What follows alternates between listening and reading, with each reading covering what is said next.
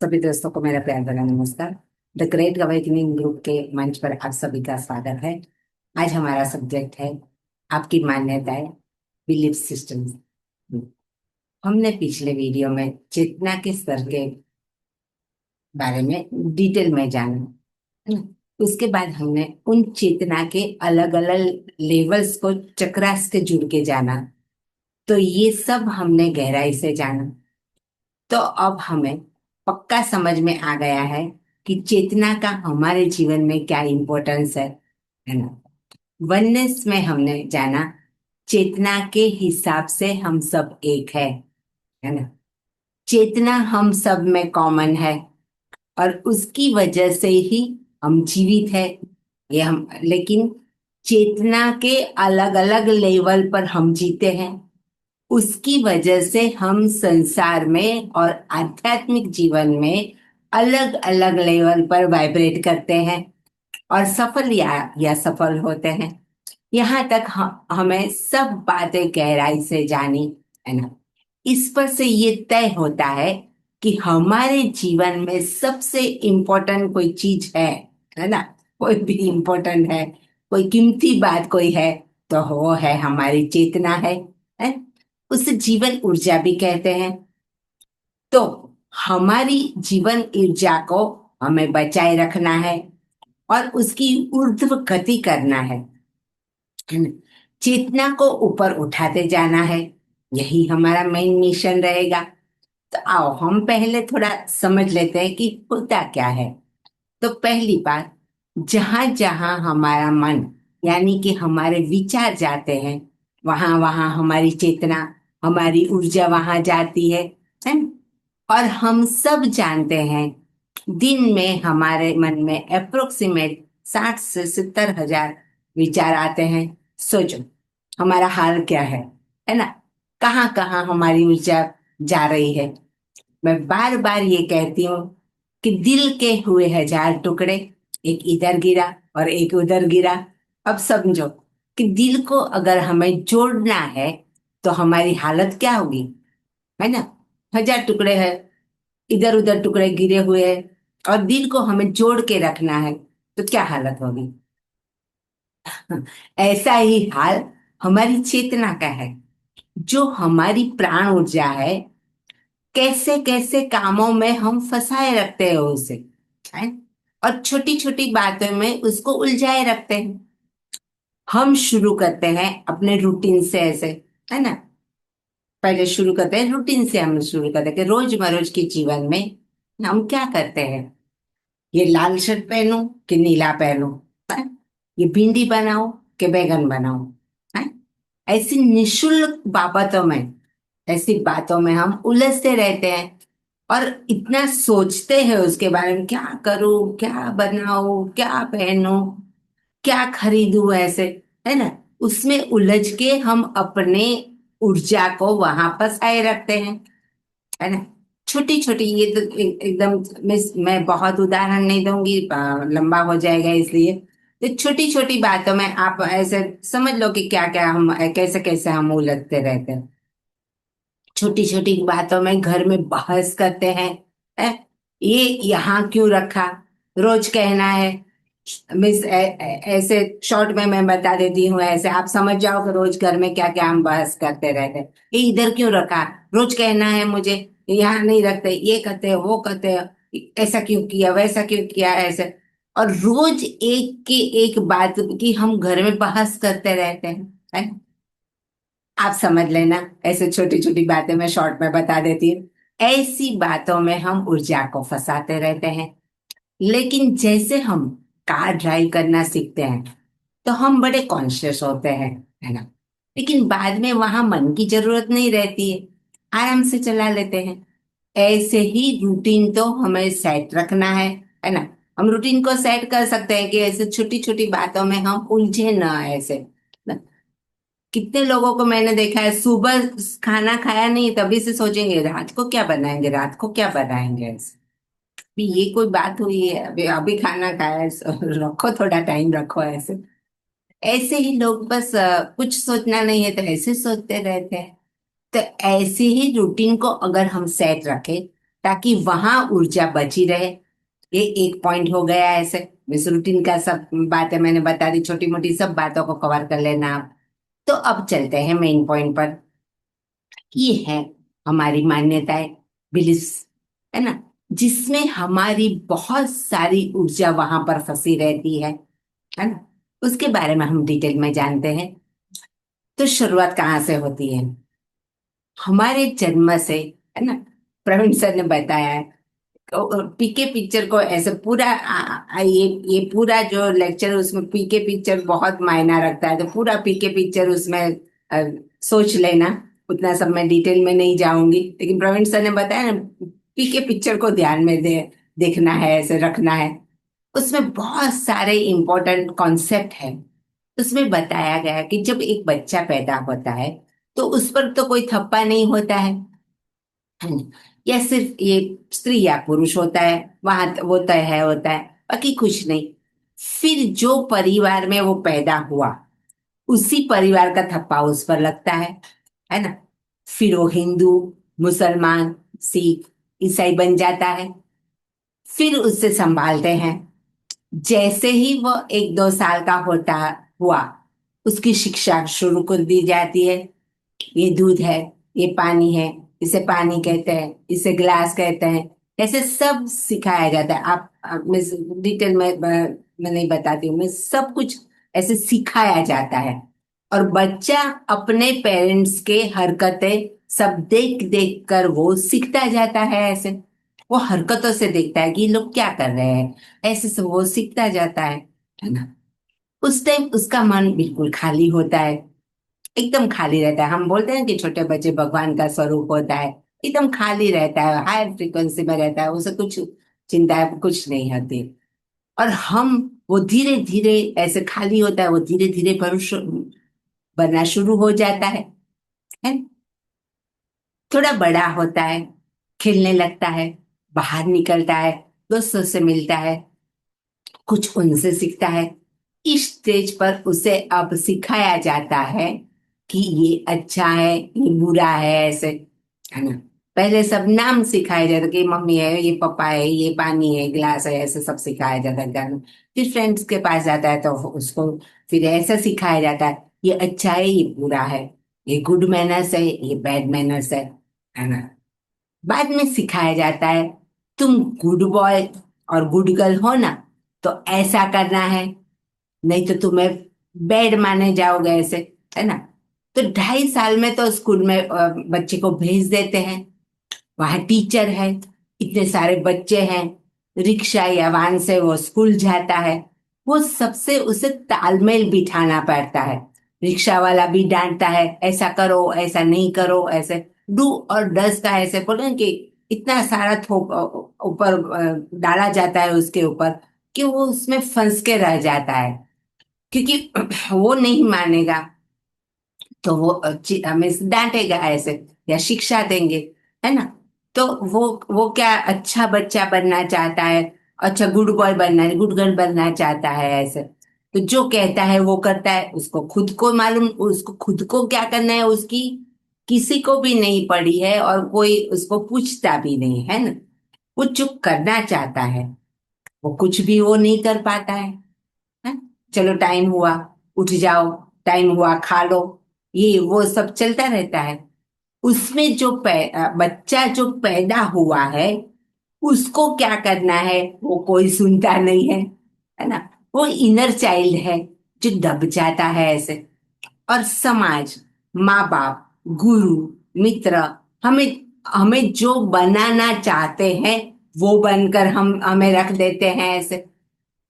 ऊपर से होमवर्क नहीं किया तो शिक्षा होगी, अच्छे से होमवर्क किया तो स्टार मिलेगा, ऐसा दंड और पुरस्कार की भाषा शुरू हो जाती है?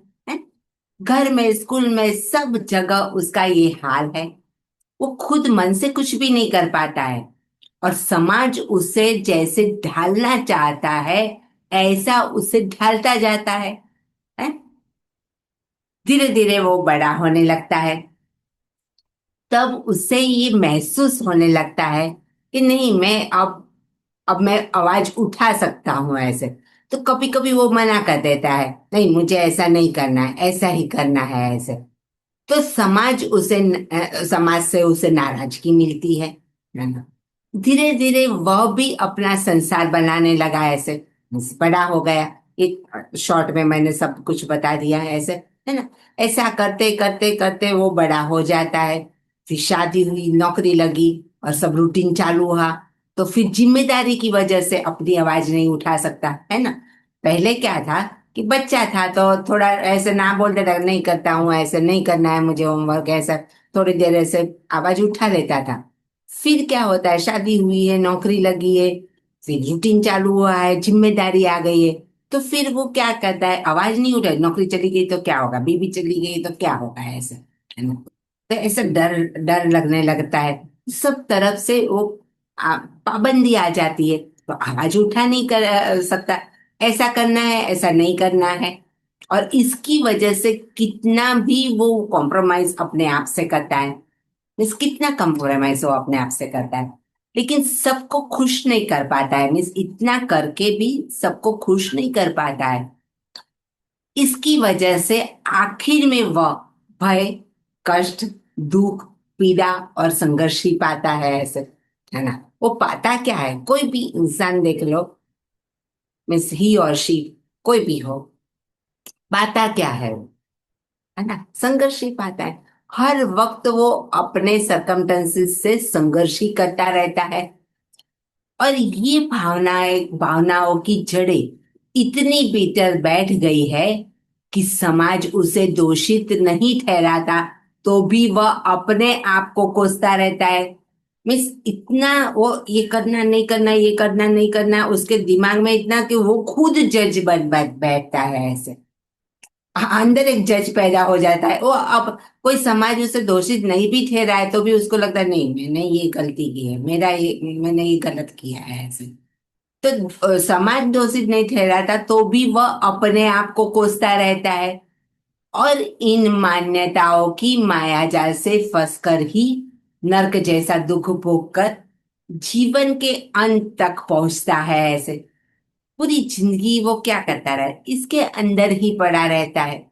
और हमने वो वननेस के वीडियो में वो जाना था कि हम पहले छोटे बच्चे थे ऐसे, फिर हम पर बंधने डाले गए ऐसे कि आप हिंदू ऐसे स्त्री पुरुष है, हिंदू हो, फिर आप ये हो, फिर वो हो, ऐसे करके करके हमें सीमित कर दिया गया। और ये मान्यताओं के अंदर हमें जकड़ लिया गया कि हाँ, हम हिंदू जाति के हैं तो इतना इतना हमें करना है, हम स्त्री है तो इतना इतना करना है, पुरुष है तो इतना इतना करना है। ऐसे सब ऐसे बंधन में डाल के हमें सीमित कर लिया गया है ऐसे, है ना। उस तरीके से देखो या इस तरीके से देखो, मान्यता की वजह से हम लोग ऐसे एक एक एक एक एक, एक बंधन में पड़ते गए, और उसमें ही फंस के ऐसे बोले कि बीबी है तो फिर कहते ऐसा करना है, ऐसा नहीं करना है, फिर नहीं तो रूठ के चली जाएगी। फिर उसके हमारे बेटे होते हैं, फिर उसके ससुराल वाले होते हैं, तो ऐसा करोगे तो ऐसा होगा, ऐसा करोगे तो ऐसा होगा, इसलिए फिर हम बंधन में रहते हैं ऐसे। तो पूरे वक्त हम बंधन में ही फंसे रहते हैं ऐसे, है न? तो इससे बाहर ना आ सकते, न उसे इतना होश, यानी कि उसके पास कोई प्राण ऊर्जा बचती है कि वह सोच पाए कि मैं ये सब क्यों भुगत रहा हूं, क्या इससे बाहर नहीं निकल सकते, इसका कोई उपाय है या नहीं, क्या यही जीवन है, क्या ऐसा दुख भरा जीवन जीने के लिए यहाँ आया हूं मैं ऐसे। और सभी लोग मोर और लेस ऐसा ही जीवन जी के चल देते हैं ऐसे। तो यहाँ कोई क्यों क्यों कोई सुखी नहीं है। ईश्वर का ये साम्राज्य इतने दुख और भय से भरा क्यों है? अगर वो थोड़ा सा ऐसा सोच ले तो उससे बाहर निकलने का वो रास्ता ढूंढ सकता है। थोड़ा मान्यता के बारे में हम जान ले कि हमारे साथ क्या घटता है। पहले हम छोटा सा एक फैमिली का एग्जाम्पल लेते हैं। तो एक फैमिली है ना, उसमें माँ बाप और बच्चे हैं। तो जो माँ बाप है उनकी सोच उनके माँ बाप से अ, ऐसे मिलती है। हम देखते हैं कि जो माँ बाप की सोच होती है वही बच्चों की एक ही ढांचे में, एक ही पैटर्न में वो लोग सोचते रहते हैं। हमने उसमें बात की थी, वो एक लेक्चर में बात की थी कि ये पैटर्न की वजह से हम क्या करते हैं कि ऐसे बोलते हैं कि बाबा को ऐसे डायबिटीज हुआ तो बच्चे को होता है, तो बोलते हैं कि वो हमारे में से ऐसे चलता रहता है। लेकिन ऐसा नहीं होता है। वो थॉट पैटर्न की वजह से ऐसा होता है। ऐसे हमारी ये बात हुई थी ऐसे। तो माँ बाप और बच्चे हैं, तो जो माँ बाप हैं उनकी सोच उनके माँ बाप से उन्हें मिली है। वो जो सोचते थे, जो उनके अनुभव में आया है, वो अपने बच्चे को सिखाते हैं, है ना। किसी ना किसी ने कुछ गलत मतलब मतलब एक्सीडेंट अपने जीवन दरमियान अनुभव किया है। कोई भी एक्सीडेंट का मैं एग्जांपल दे रही हूँ। कोई भी ऐसे हादसा उनके जीवन में घटा है, तो वो एक ऐसी मान्यता से जिएगा कि रात को कभी गाड़ी नहीं चलानी चाहिए। उस दिन ऐसा हुआ था, ड्राइवर को नींद आ गई थी, एक्सीडेंट हो गया था। अब क्या होता है, उसकी ये मान्यता बन गई कि कभी भी कोई कभी भी कोई बाहर जाएगा, वो मना करेगा। नहीं तो मिस एक मिनट। उस दिन ऐसा हुआ था, ड्राइवर को नींद आ गई थी, मिस बाई चांस ऐसा हो गया और एक्सीडेंट हो गया। अब क्या होता है, उसकी ये मान्यता बन गई कि कभी भी कोई बाहर जाएगा तो वो मना करेगा, रात को नहीं जाना है ऐसे, है ना। ये उनकी सोच बन गई ऐसे। और कभी कभार ऐसा कुछ हो भी जाता है तो वो क्या बोलते हैं, देखो मैं नहीं बोलता था, रात को गाड़ी नहीं लेके जाना है, हुआ ना एक्सीडेंट ऐसे। तो मीन्स वो जो मान्यता है उसकी वजह से एक्सीडेंट होता है। और फिर वो होता है, इसलिए वो जो बिलीफ सिस्टम है वो प्रोमिनेंट होती है, मीन्स बलवत्तर हो जाती है कि देखो मैंने नहीं बोला था कि ऐसा ही होता है ऐसे। तो वो फिर ऐसे बन जाता है कि बस ऐसा नहीं ही करना है ऐसे। तो बिलीफ सिस्टम में ऐसा होता है कि पहले एक बार कोई ऐसे ही बाय बाय चांस हो गया होता है, और हम ऐसे मन में रखते हैं कि ऐसा करने से ऐसा होता है, और वो हमारा रिफ्लेक्ट होता है, और हमारे जीवन में ऐसी घटनाएं घटती है। फिर हम बोलते हैं कि देखो मैं नहीं बोलती थी कि ऐसा नहीं करना चाहिए। फिर वो जो बिलीफ सिस्टम है वो प्रोमिनेंट होती जाती है ऐसे, है ना। और ऐसी बिलीफ हमारे इस हमारा पूरा जो माइंड है वो बिलीफ सिस्टम से भरा हुआ है, और कुछ भी नहीं है उसमें, सब बिलीफ सिस्टम मान्यता ही भरी है कि ऐसा करना है नहीं करना है, करना है नहीं करना है, ये डू और डज को ही पूरा भरा हुआ हमारा माइंड पड़ा है। अब कोई गलती से रात को कार लेके चला गया, तो वो बंदे को ये घर का ये नियम ध्यान में है।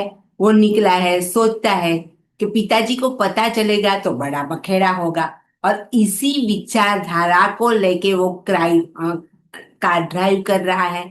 और इसी कारण एक्सीडेंट होता भी है, क्योंकि उसके विचार में है कि ये मुझे नहीं करना चाहिए और मैं कर रहा हूं। तो वो अनकॉन्शियस मीन्स कॉन्शियस नहीं, कॉन्शियस हो जाता है इससे, है ना। और जब ऐसा होता है तो माँ बाप कहते हैं कि हम नहीं कहते थे, क्या हम गलत कहते थे, इसी वजह से हम कहते थे। इस तरह ये मान्यताएं प्रोमिनेंट मीन्स की गहरी बन जाती है, और फैमिली में नियम बन जाता है कि कार रात को ड्राइव नहीं करनी है। और हमारी ऊर्जा का एक भाग वहां पर एंगेज हो जाता है। जैसे जैसे ही कार का कोई निकालेगा तुरंत ऐसे डांटे, क्यों निकाला है ऐसे, मिस वो उधर ऊर्जा फंसी ही रहती है ऐसे। जैसे ही घर में वो कोई ऐसा करेगा तुरंत वो ऐसे निकल पड़ेगी बाहर ऐसे। तो वो ऊर्जा का भाग वहां पर एंगेज हो जाता है, हमारी ऊर्जा वहां पर फंसी रहती है। कोई भी रात को बाहर जाता है, हमें तुरंत उसे रोक लेते हैं। ये तो मैंने सिर्फ एक उदाहरण दिया, आप सब बातों में ऐसे लागू कर देना। लेकिन हकीकत में देखा जाए तो हमारा पूरा जीवन एक एक बात, कोई न कोई मान्यता पर निर्भर है। और उसको हमने सुंदर सा नाम दे दिया है, डिसिप्लिन, शिस्त ऐसे, है ना। और ऐसे बहुत सारे नियमों को बनाकर हमारा समाज चलता है। हम हमारे में ये नहीं करना है, हमारे में वो नहीं करना है, ऐसा कितना कुछ, और हम उन सीमाओं को पार करना नहीं चाहते हैं, है ना। इस दिन ये नहीं खाना है, तो हमने ये नहीं खाना है, बोले साबूदाना नहीं खाना है तो नहीं खाना है ऐसे। अभी किसी और एरिया में वो खाते हैं, है ना। ऐसा सब चलेगा, हम बोलते काला रंग, काला नहीं पहनना है, और किसी में काला रंग ही शुगुन सुगुन माना जाता है, और काला रंग ही पहनाते हैं, है। तो ऐसा सब चलता रहता है, उसी सीमा में बंद कर हम रहते हैं। और बचपन से ये सब हमारे में ऐसा प्रोग्राम्ड किया गया है कि उसी को हम इतने विश्वास से, बिना शंका किए, मानते ही चले जाते हैं। हमें भी मालूम नहीं है कि हम क्यों ऐसा ऐसा मानते हैं ऐसे, है ना।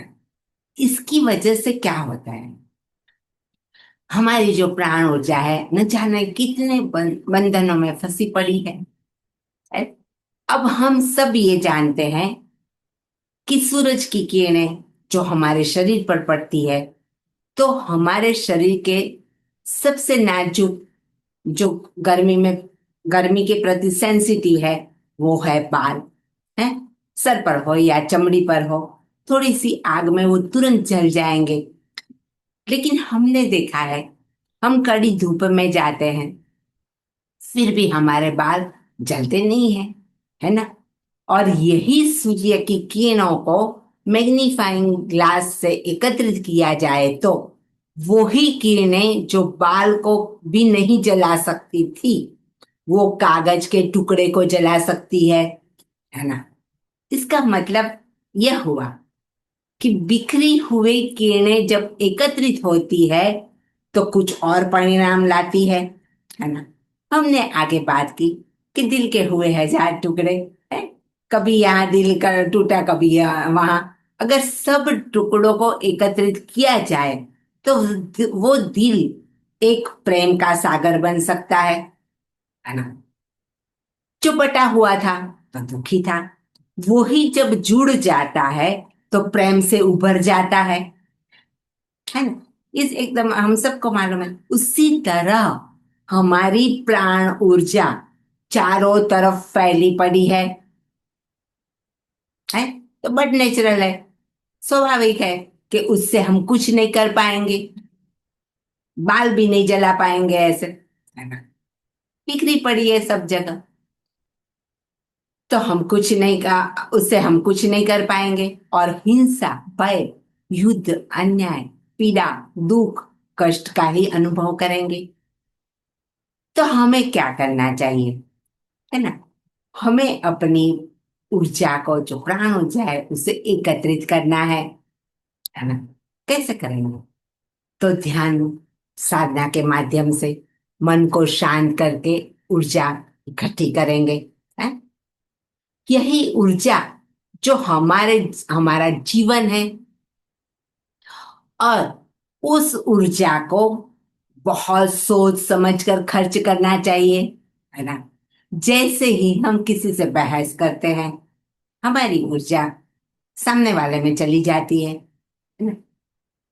भय, जो लो फ्रीक्वेंसी में रहते हैं, जिनकी ऊर्जा कम होती है, वो ही बहस, मीन्स हमसे बहस करना चाहते हैं ऐसे, और हमारी ऊर्जा को खींच लेते हैं। ऊर्जा, सारा खेल ऊर्जा का ही है ना। तो भय, चिंता, और बोले न, भय है, चिंता है, दुख है, उसकी वजह से हमारी सारी ऊर्जा वहां लगी रहती है। तो वहां से ऊर्जा को मुक्त करना है, पॉजिटिव सोच से हमें रहना है। जो हमने चेतना और चक्रास के संबंध के वीडियो में जाना, तो हमारा चेतना का स्तर हमें हर हाल में बनाए रखना है, और ऐसी एकत्रित की हुई ऊर्जा से जब हम संसार करेंगे तो वो सुखमय संसार होगा, जिसमें सब अपने आप फील हो रहा है, सब स्वस्थ है, सब अपना निजी जीवन जी रहे हैं, स्वतंत्रता से जी रहे हैं। निजी जीवन माने कि जैसे फ्रॉग है, तो उसको जमीन मिलनी चाहिए, जमीन मिले तो वो अपना जीवन जी सके। हमने सब जगह सीमेंट डाल दिए हैं, ऐसे ऐसे सब चीजों में आप देख लो कि उनका जो हक है, वो हक हमने ले लिया है सब जगह से, है ना। जंगल काट देते हैं, क्या क्या हम लोग करते रहते हैं। तो किसी को किसी के ऊपर निर्भर नहीं होना है, ऐसे है ना। सब लोग अपना निजी जीवन प्रेम से स्वतंत्रता से जी रहे हैं, किसी को किसी पर निर्भर नहीं होना है। चारों तरफ एबंडेंस है, जो हमें चाहिए वो अगर पा सकते हैं तो हम संग्रह नहीं करेंगे, चिंतित नहीं होंगे। जैसे हमने एंजल्स को पिक्चर में देखा है, ऐसे हम एंजल्स को देखते हैं कैसे छड़ी घुमाती है और सब चीजें हाजिर हो जाती है। तो फिर उन्हें कुछ संग्रह नहीं करना पड़ता है, भविष्य की उन्हें चिंता नहीं रहती है, क्योंकि जो चीज चाहिए उसी वक्त हाजिर हो जाती है ना। जैसे कल्प वृक्ष के बारे में हमने हमारे शास्त्रों में सुना है, उसे एबेंडेंस कहते हैं। कि सिर्फ पैसा ही नहीं, जो भी सोचा वो होने लगे। तो आप एक बार ऐसा सोच लो, है, तो लो कि अगर ऐसा हो जाए, ऐसे सोच लो तो क्या होगा अगर ऐसा हो जाए, तो ये संसार कितना सुंदर बन सकता है। एक बार खाली सोच ले कि ऐसा हो जाए कल्पवृक्ष की तरह, है, जो सोचो सब मिल जाए, तो ये संसार कितना सुंदर बन सकता है। और इसे हमें ही बनाना है, ये बात याद रखना है। हम ही है, कौन है ना। बोलते हैं कि प्रजा प्रजा, तो प्रजा कौन है, हम ही है। एक एक करके जोड़ के ये संसार बना है।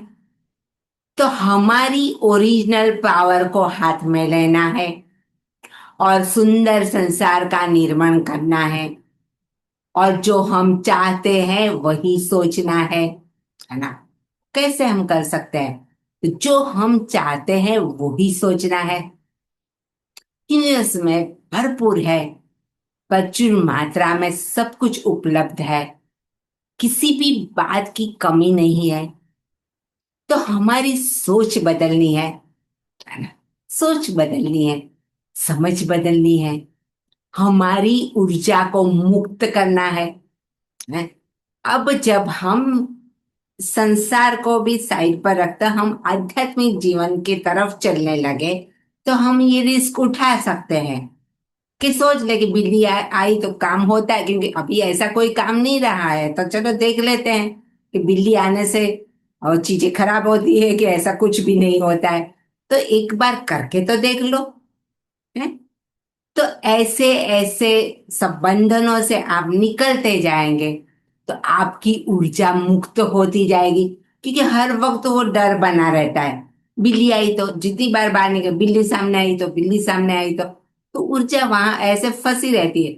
अगर वो बात हमने छोड़ दी तो ऊर्जा मुक्त हो जाएगी हमारी, है ना।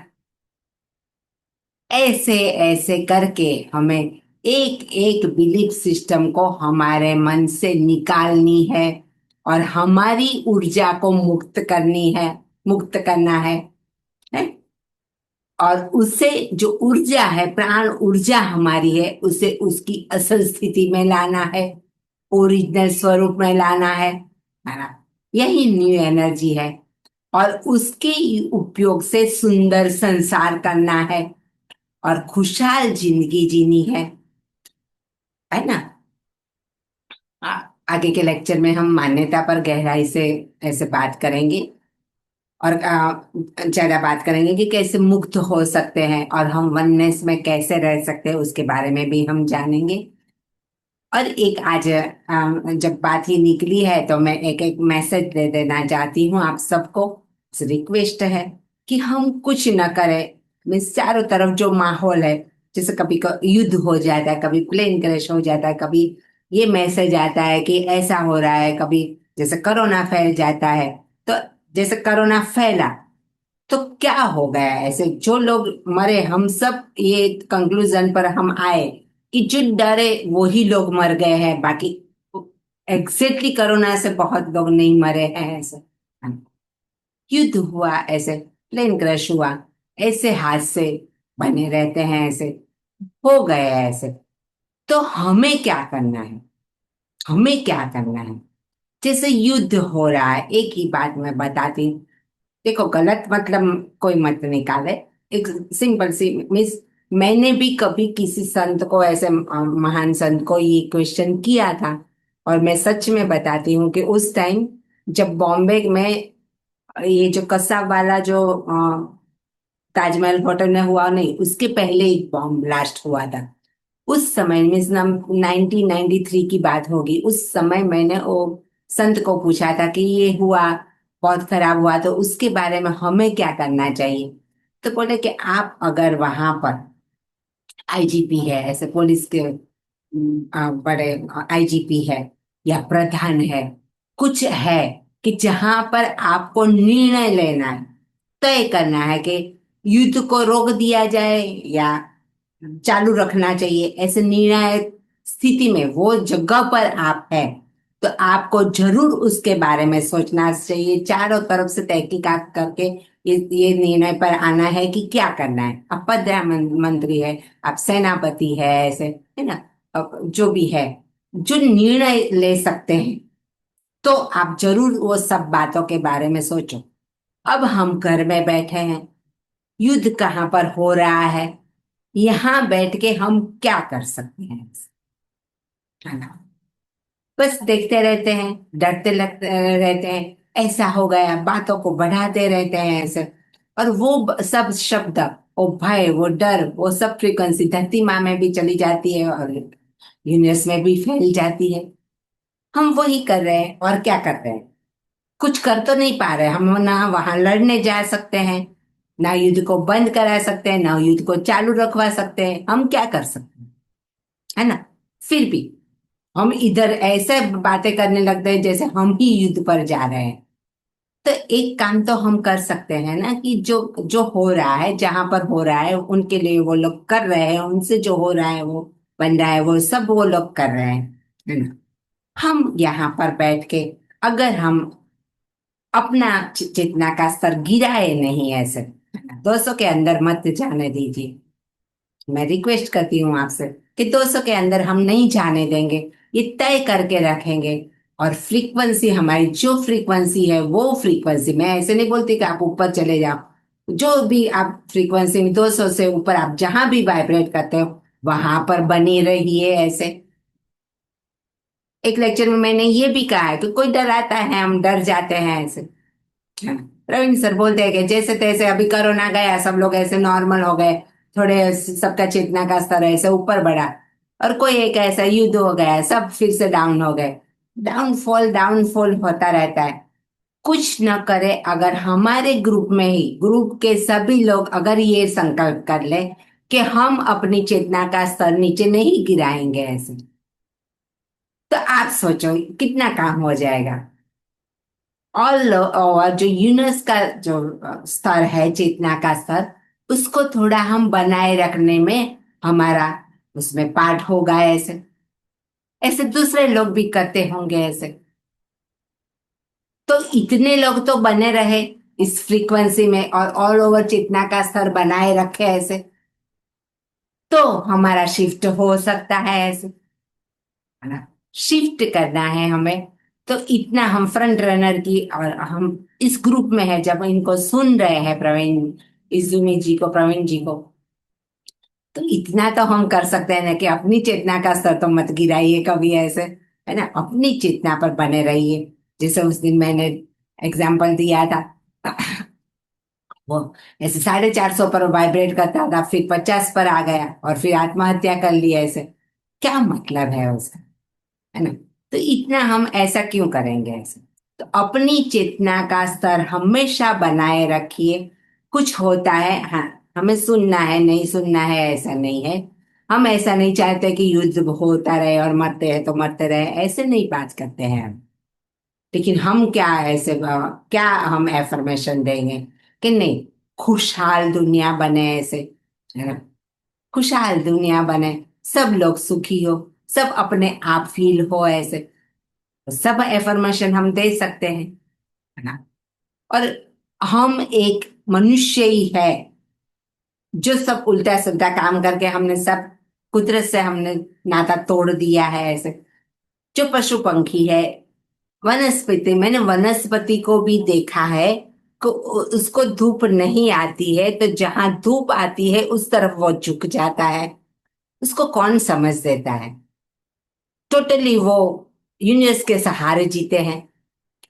पशु पंखी, ये तो हमारे गली में ऐसे कुत्ते होंगे तो हम देखते हैं कि इसको लगा है ये वो। जो जंगल में जीव जंतु पशु पंखी जो कुछ है सब है। उसको कौन देखने जाता है? वो अपने आप हील हो रहे हैं ऐसे। वो अपने आप हील हो रहे हैं तो हम क्यों नहीं हो रहे हैं ऐसे? और अगर हम ऐसे बोलेंगे हमारे ग्रुप में 25,000 लोग हैं, तो अगर 25,000 लोग भी शुरू करें हैं तो भी बहुत बड़ी बात है। दूसरों की छोड़ो, जितने बोले ना कि रजनीश जी कहते हैं कि दुनिया में हमने जितना ऐसे जगह को घेर के रखा है, जैसे मैं 6 फुट की जगह हमने घेर कर रखी है, वो कोने को साफ रखना हमारी जिम्मेदारी है। हम पड़ोसी के घर पे झाड़ू पोछा लगाने नहीं जाते हैं, हम अपना ही घर साफ करते हैं। तो हम कुछ न करें और हम खुद की चेतना के स्तर को हम बनाए रखें, है तो बहुत बड़ा काम हो जाएगा ऐसे। हम डरे नहीं, डर में न गिरे, भय में चिंता में संघर्ष में न गिरे, है ना? तो एटलीस्ट हमारे ग्रुप की तो कॉन्सियसनेस बनी रहेगी ऐसे। तो वो ऑल ओवर वर्ल्ड को भी है, मीन्स क्या बोलते हैं, काम में आ सकती है ऐसे, है ना? तो हम वननेस में आ सकते हैं, उसके बारे में इस बाद में हम डिटेल में जानेंगे। तब तक बने रहिए, हमारे साथ जुड़े रहिए। थैंक यू वेरी मच, अपने अपना कीमती समय मुझे दिया और मुझे सुना। Thank you very much.